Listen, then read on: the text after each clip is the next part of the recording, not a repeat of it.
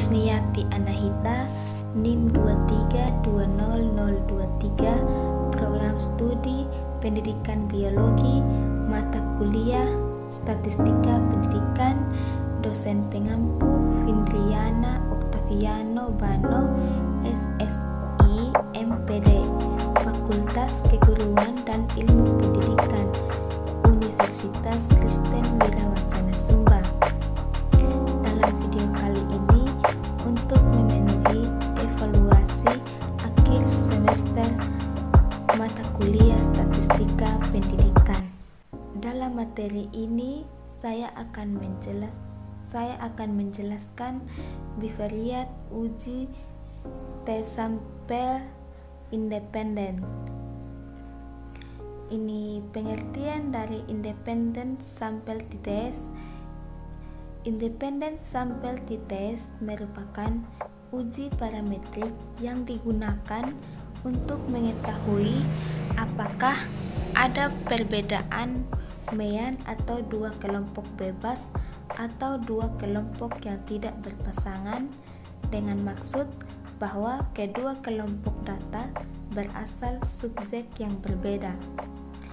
Ini tujuannya, uji ini bertujuan untuk membandingkan rata-rata dua grup yang tidak berhubungan satu dengan yang lain atau dua sampel bebas, agar dapat diketahui apakah secara signifikan kedua sampel mempunyai rata-rata yang sama atau tidak.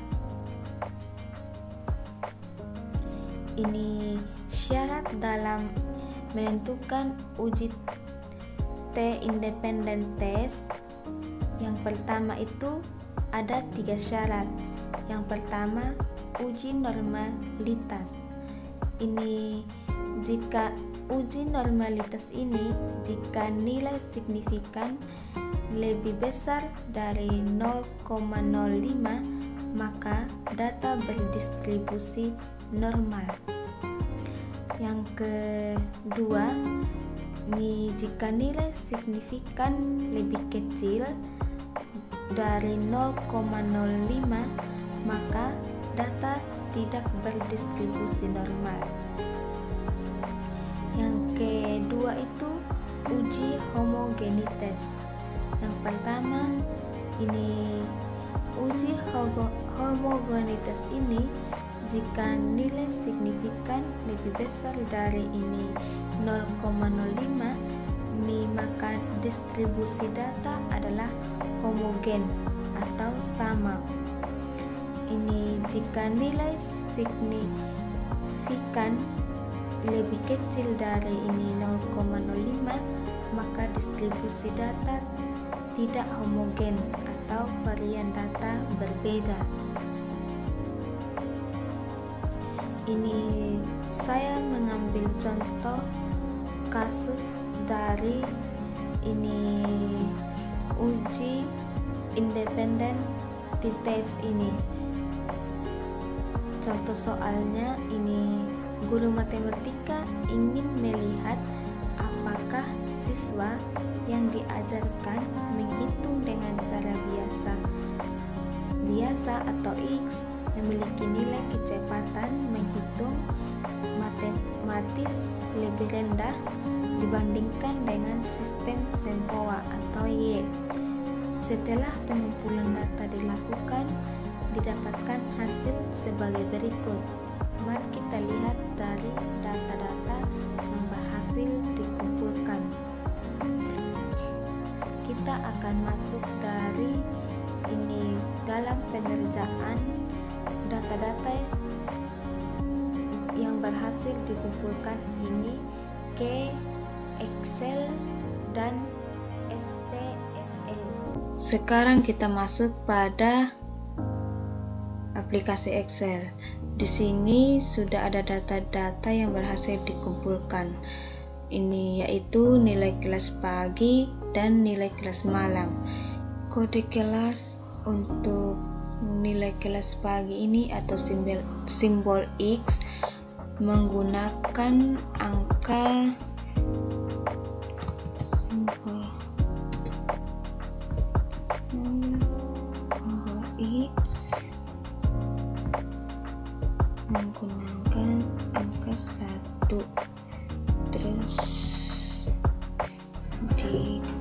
copy,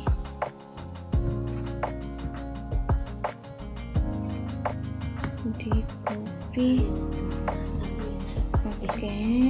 Terus kode kelas untuk nilai kelas malam itu simbolnya Y.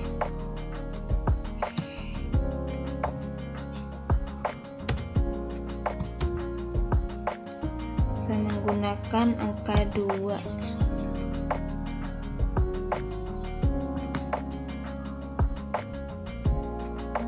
Oke. Sekarang kita masuk ke aplikasi SPSS.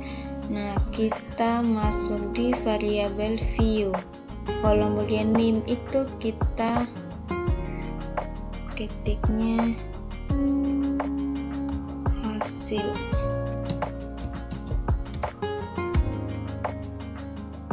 Terus bagian bawahnya kelas.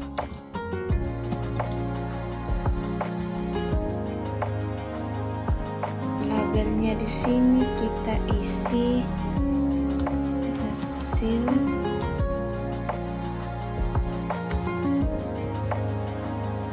belajar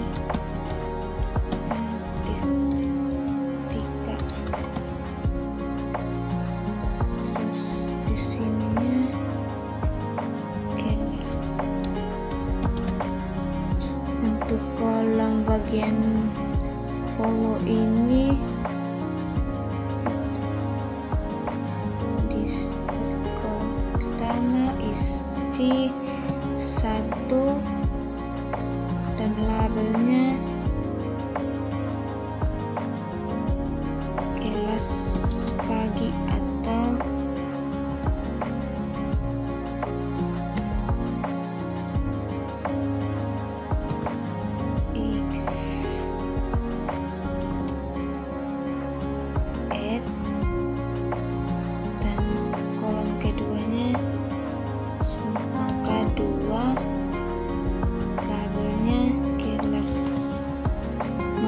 atau simbol Y. Oke. Untuk desimalnya ini saya merubahnya angka 0 dan berikutnya saya merubah angka 0 juga. Sekarang kita masuk pada data view. Oke, dari data view ini untuk hasil data pertama ini saya akan menginput data dari Excel dari nilai kelas pagi.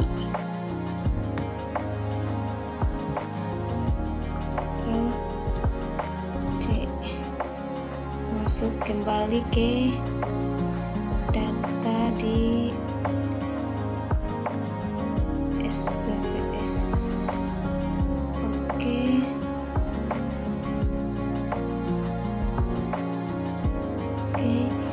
Dan untuk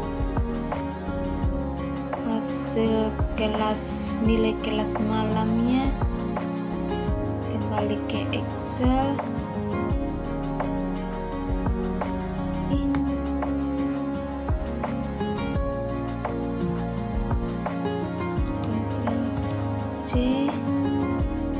Kembali ke data di SPSS.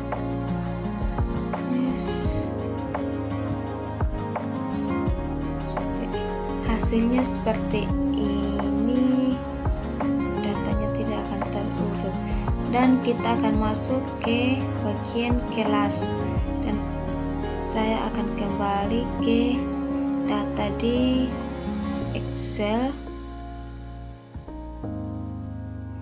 Tadi kode kelasnya saya menggunakan yang nilai kelas paginya itu saya menggunakan kode kelas angka 1. Oke, kode kelas untuk nilai kelas pagi itu saya menggunakan angka 1.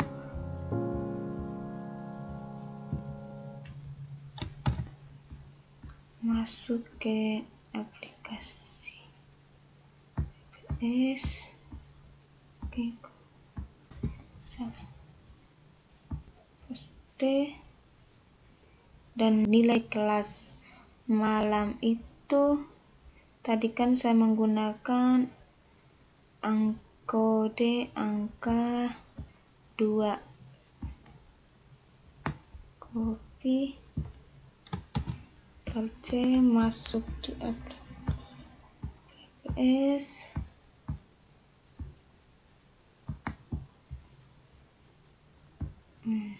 Sudah. Berikutnya saya akan menganalisis data ini dengan 3 syarat tadi. Ada yang pertama ada uji normalitas, dan kedua itu ada uji homogenitas, dan yang ketiga itu ada uji independen sampel t-test. Untuk menganalisis data ini, syarat yang pertama itu yang saya gunakan, ini uji normalitas. Sekarang kita akan masuk ke klik analyze, terus kita masuk di descriptive statistik, terus masuk ke explore. Nah, hasil belajar ini kita pindahkan ke depend list, terus yang kelas ini kita pindahkan ke factor list. Kita klik plots dan centang ini normality plots with text, dan klik continue. Lalu oke. Tunggu ya. Ya, di sini udah muncul output normality.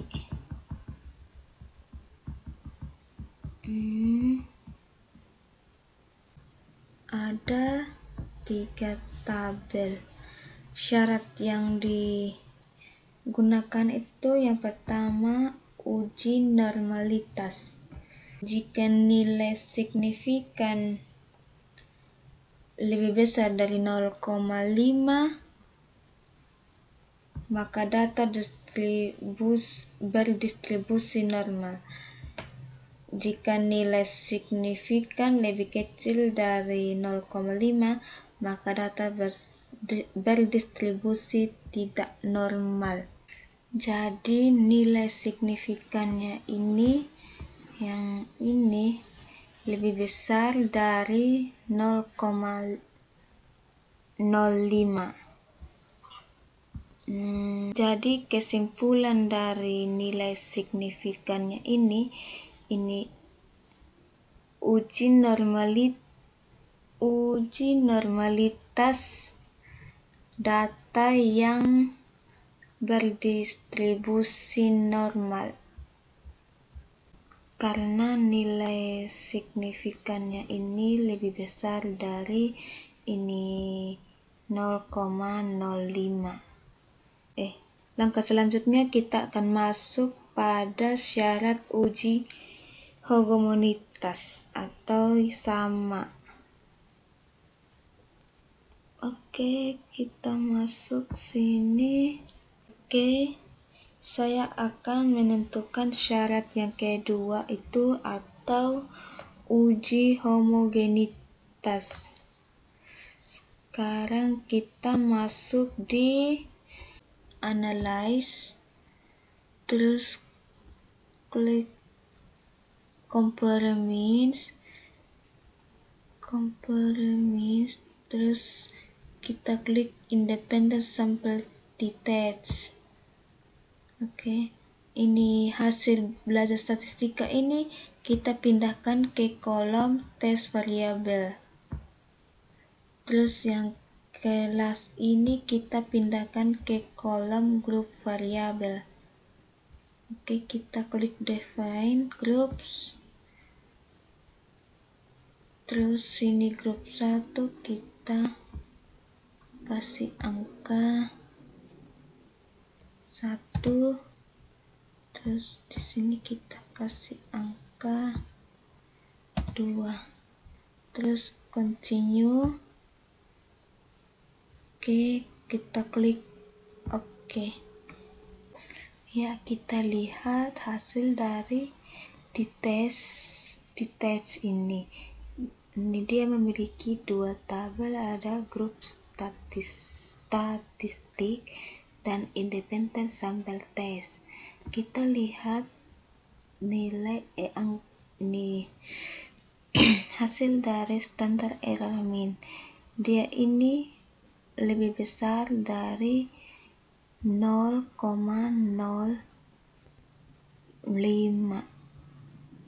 dan ya, di sini sudah muncul hasil dari uji homogenitas.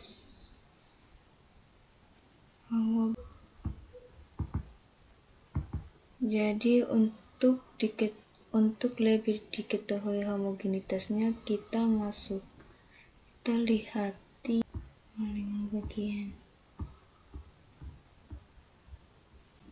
syarat yang kedua tadi. Di uji homogenitas kita lihat dari nilai standar dari error. Di sini nilainya 0,0819. Dia ini lebih besar dari 0,05, yang artinya ini data berdistribusi normal. Ini di sini sudah terbukti bahwa uji homogenitas normal. Sekarang kita masuk di syarat yang ketiga.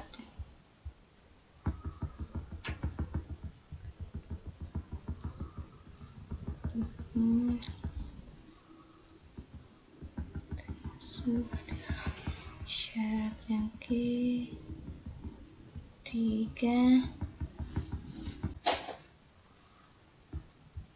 kita masuk di uji syarat yang ketiga.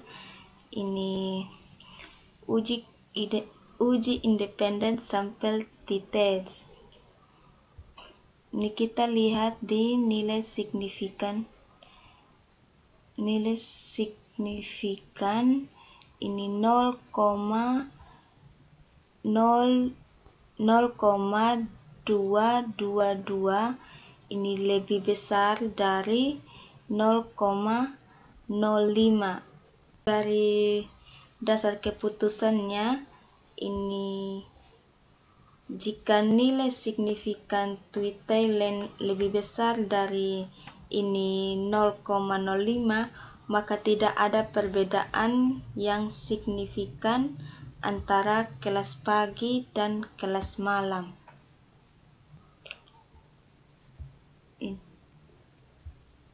Sekian penjelasan materi dari saya. Terima kasih.